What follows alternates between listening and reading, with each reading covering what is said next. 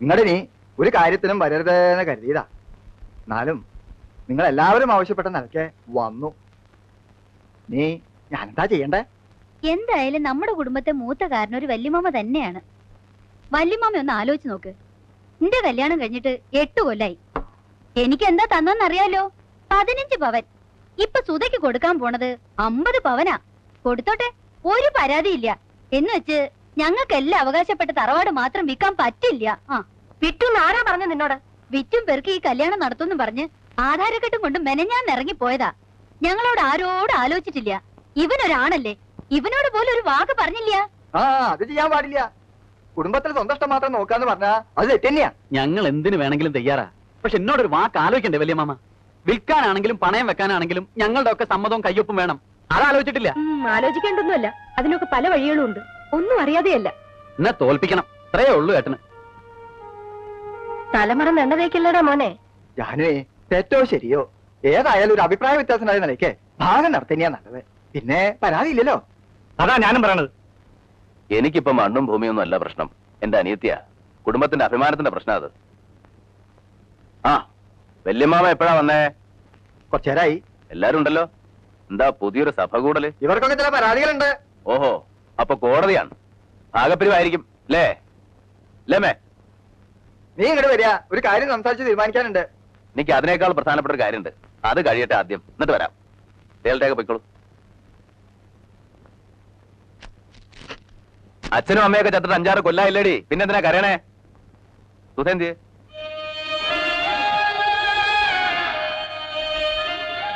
ഇവളുടെ മുഖം എന്താ വല്ലാണ്ടിരിക്കണേ?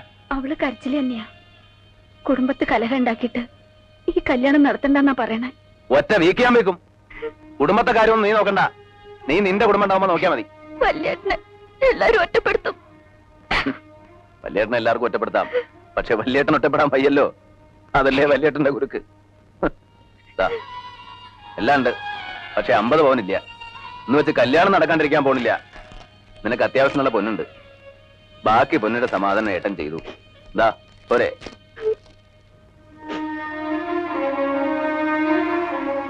ആ ഇനി പ്രതികൂട്ടി കയറാം. വിസ്തരിക്കാം. വക്കീലിനോ ജഡ്ജിക്കോ ആർക്ക് വേണം വിസ്തരിക്കാം. ഏട്ടൻ എന്താ പരിഹസിക്കാണോ? ഞങ്ങളോട് ആലോചിക്കാതെ ഏട്ടൻ ചെയ്യണമൊന്നും ശരിയല്ല. ഞാൻ എന്ത് ചെയ്തു? എല്ലാവരോടും ആലോചിച്ച് തന്നെ അവളുടെ കല്യാണം തീരുമാനിച്ചത്. ഒടുവിൽ നീ എന്ത് ചെയ്തു? എന്നെ വഞ്ചിച്ചു. ഇനിയും ഞാൻ ചെയ്യുന്നോ നിന്നോട് ആലോചിക്കണോ? ആഹാരം ബാധ്യതപ്പെടുത്തി പണം വാങ്ങിയില്ലേ, അതെന്നോട് ആലോചിച്ചോ? എല്ലാവരോടും കൂടെ വഞ്ചന. നിങ്ങളൊന്നും പറയണ്ട, ഞാൻ പറയാം. എല്ലാവർക്കും ഭാഗം പിരിയണമെന്നുണ്ട്, അത് നടത്തി കൊടുക്കണം. ഇനി ആഹാരം ബാധ്യതപ്പെടുത്തിയിട്ടുണ്ടെങ്കിൽ അത് നീ ഏൽക്കുകയും വേണം. അമ്മ എന്ത് പറയണു? ഭാഗം നടക്കട്ടെ.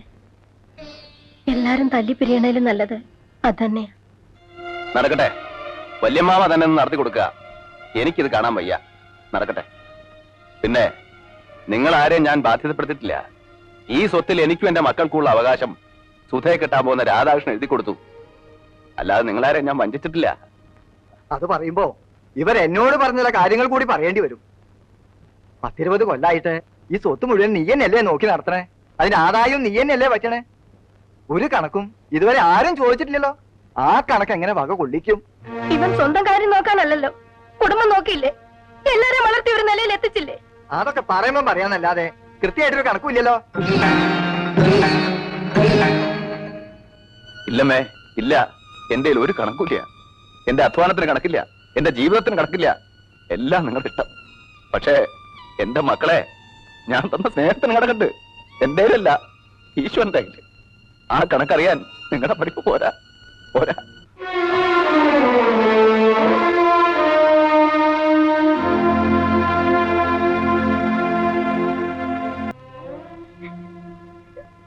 സാരല്ലമ്മേ, വിധിയാണ്, അത് അനുഭവിക്കണം. മാലതി, പുറപ്പെടാൻ ഒരുങ്ങിക്കോളൂ. എങ്ങോട്ടാന്നറിയില്ല, പോണം. ഇനി എന്റെ ആവശ്യമില്ല ഇവിടെ. ഞാൻ ആരുമല്ല ഇവിടെ. അമ്മയ്ക്ക് വരാം, പക്ഷേ ഇപ്പോഴല്ല, ഒരിക്കൽ. അപ്പൊ അമ്മയുടെ വേണം, അല്ലെങ്കിൽ ശോഭ ഒറ്റയ്ക്കാവില്ലേ? അമ്മ സമാധാനിക്കും, ഒക്കെ ശരിയാവും. വേഗം വേണം, ഇനി ഒട്ടും വൈകണ്ട.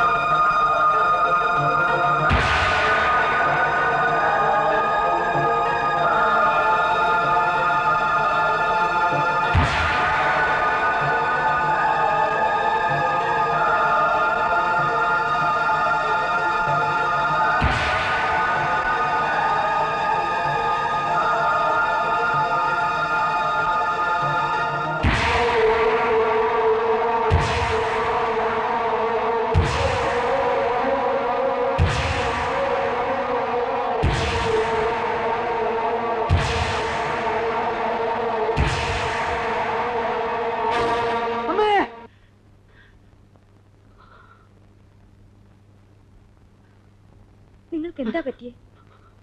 ഒന്നുമില്ല. ഒന്നുമില്ലേണ്ട അലറിയത് എന്താണെന്ന് പറഞ്ഞൂടെ? അമ്മയാണെങ്കിൽ ആരോടും സംസാരിക്കില്ല, വിജയനും അതെ. എന്തെങ്കിലും ചോദിച്ചാൽ കൂടി ഉത്തരവില്ല. കോടതിയിലും എങ്ങനെയാ?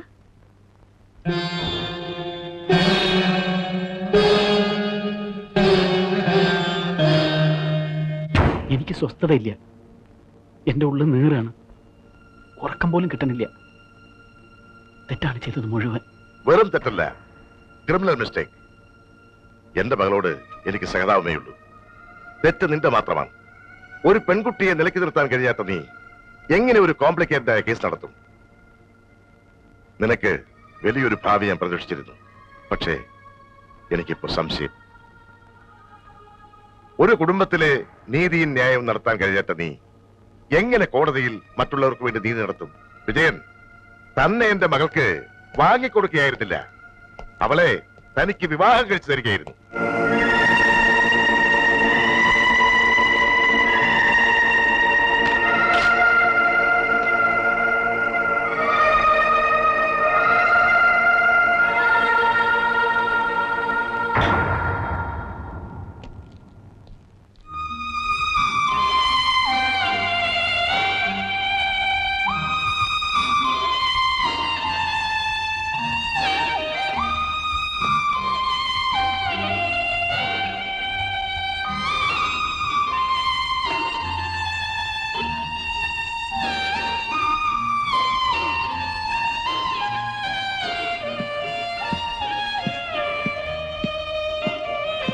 ഞാൻ വിചാരിച്ചു അത് ഫ്രണ്ടിൽ നിന്ന് മാറ്റണമെന്ന്. എന്തിനാ അത് ഇങ്ങോട്ട് കൊണ്ടുവന്നത്? ഒന്നും അല്ലെങ്കിൽ മച്ചിന്റെ മുകളിൽ കൊണ്ട് ഡംപ് ചെയ്, അല്ലെങ്കിൽ ആർക്കെങ്കിലും കൊടുക്ക്. ഇതെനിക്ക് വേണം. എങ്കിൽ ഈ വൃത്തിയായിട്ട ക്ലോത്ത് മാറ്റി ആകെ ഒന്ന് ക്ലീൻ ചെയ്ത് പോളിഷ് ചെയ്യും. വേണ്ട, ഇതിങ്ങനെ തന്നെ ഇരിക്കണം. ഓ, ഈ ഏട്ടന്റെ ഓർമ്മയ്ക്ക്. ഓർമ്മയ്ക്കല്ല, അതിനെനിക്ക് ഇതിന്റെ ആവശ്യമില്ല. ഒരു ധൈര്യത്തിന്. ഞാൻ ഒറ്റയ്ക്കല്ല എന്ന ധൈര്യത്തിന്. ഓ, സെന്റിമെന്റ്സ് പാരമ്പര്യമായിട്ടുണ്ടല്ലോ ഈ ചീപ്പ് സെന്റിമെന്റ്സ്.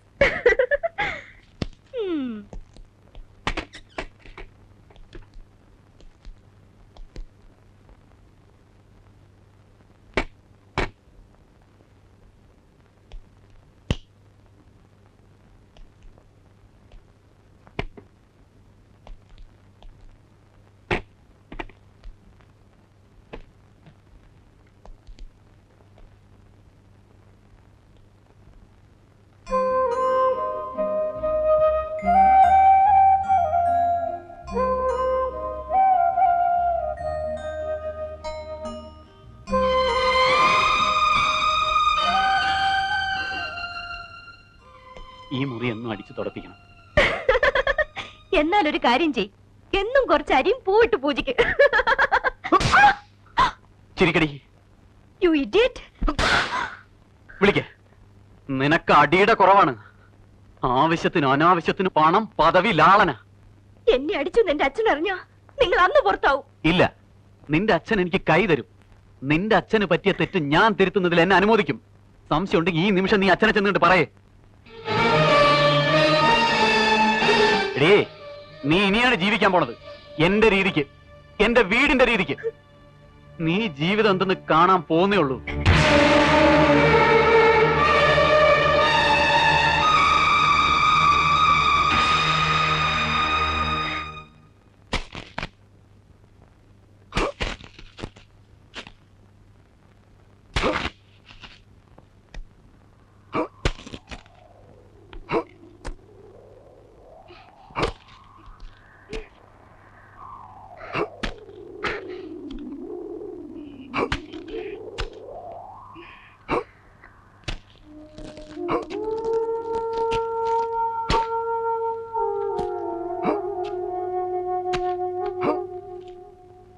വെള്ളം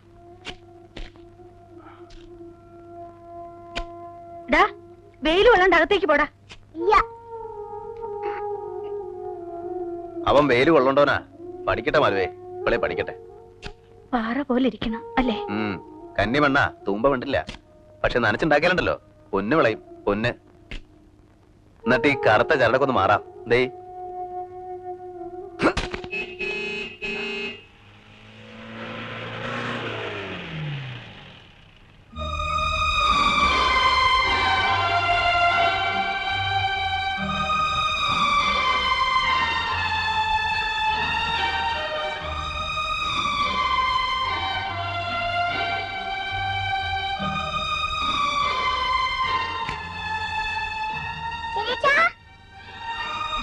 ഉണ്ടുണ്ണി.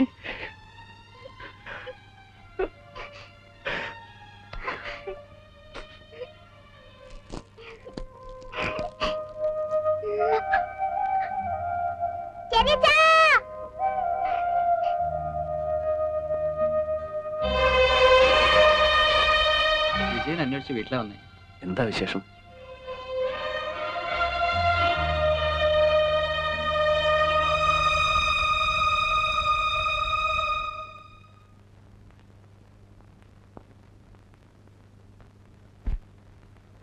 എന്നെ ശപിക്കരുത് ഏട്ടാ.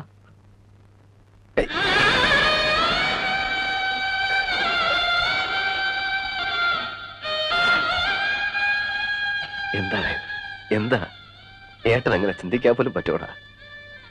ഒരുപാട് വേദനിപ്പിച്ചിട്ടുണ്ട്, ഒരുപാട്. ഒക്കെ മറന്ന് ഏട്ടനും ഏട്ടത്തി എന്റെ കൂടെ വരണം. എന്നെ ഒറ്റപ്പെടുത്തരുത്.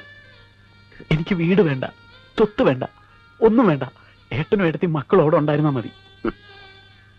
വേണ്ട മോനെ, ഇനി ഒരു മടക്കല്ല. പറ്റിപ്പിടിച്ചു നിന്നു, പറിച്ചെടുത്ത പോലെയാ പോന്നേ. ഇനി വേണ്ട. ഏട്ടനത് ഉപേക്ഷിച്ചു കഴിഞ്ഞു. പോതാ പുതിയ മണ്ണ് ഉണ്ടായിരുന്ന പൊന്നും പൊടിയെ കൊടുത്ത് വാങ്ങിയതാ. അതൊക്കെ ഇനി ഉണ്ടാവും. പണ്ട് ഇതുപോലൊരു ഭൂമിയായിരുന്നു നമ്മുടെ. നിനക്ക് ഓർമ്മ ഉണ്ടാവില്ല? കുത്തിക്കളിച്ചുണ്ടാക്കി. ഇവിടെ അതുപോലെയൊക്കെ ഉണ്ടാക്കണം. ഉണ്ടാവും. ഈശ്വരൻ ആരോഗ്യ ആയുസൊക്കെ തരാണെങ്കിൽ. അമ്മയോട് ഞാൻ ഏട്ടനെയും കൊണ്ടേ ചെല്ലൂ എന്ന് പറഞ്ഞിട്ടാ പോന്നു. അമ്മയോട് പറയാ, ഞങ്ങൾക്ക് ഇവിടെ സുഖാണ്. നിങ്ങൾക്ക് എന്ത് ആവശ്യം ഉണ്ടായാലും ഏട്ടൻ വെളിപ്പുറത്തുണ്ടാവും. പോയിക്കോ, അമ്മ കാത്തിരുന്ന് വിഷമിക്കുണ്ടാവും. ഒരു ഗ്ലാസ് കാപ്പിയെങ്കിലും കുടിച്ചിട്ട്. വേണ്ട, പാലില്ലാത്ത കാപ്പി. കയറി ഒന്ന് ഇരിക്കാൻ പോലും സ്ഥലമില്ല. ഒക്കെ ഉണ്ടാവും. അന്ന് വരണം, ഭാര്യയും മക്കളും ഒക്കെ ആയിട്ട്. മാസത്തിലൊരിക്കലെങ്കിലും ഏട്ടൻ വീട്ടിൽ വരണം. അങ്ങനെ കണക്കൊന്നും വയ്ക്കണ്ട. എപ്പോഴാ വേണ്ടെന്ന് വെച്ചാ ഏട്ടൻ അവിടെ ഉണ്ട്. ഇനി സന്തോഷമായിട്ട് ജീവിക്കുക. വലിയ വക്കീലാവണം. രാമൻകുട്ടി എന്നെക്കാട്ടിയും പേരും പണം ഉണ്ടാക്കണം. ഇവിടെ ഈ തമിഴന്മാരോടൊക്കെ ഏട്ടനൊന്ന് വീമ്പിളക്കാലോ. സമാധാനായിട്ട് പോ. നീയൊന്നും വന്ന് പറഞ്ഞൂലോ, അതിൽ സന്തോഷമുണ്ട്. എല്ലാം നല്ലതിനാടാ, എല്ലാം നല്ലതിനാ. പോയിക്കോ. ഏട്ടത്തി, ഞാൻ ഇടയ്ക്ക് വരാം. ആ, ശോഭയോടും പറയൂ.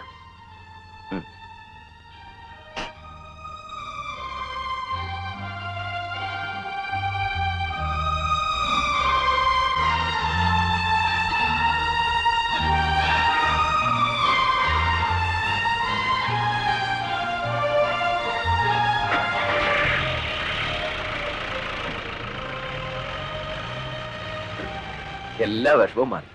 സന്തോഷായി എനിക്ക്. അവ വന്നൂലോ, എനിക്കത് മതി. പാവാവൻ ഒരു സാധു.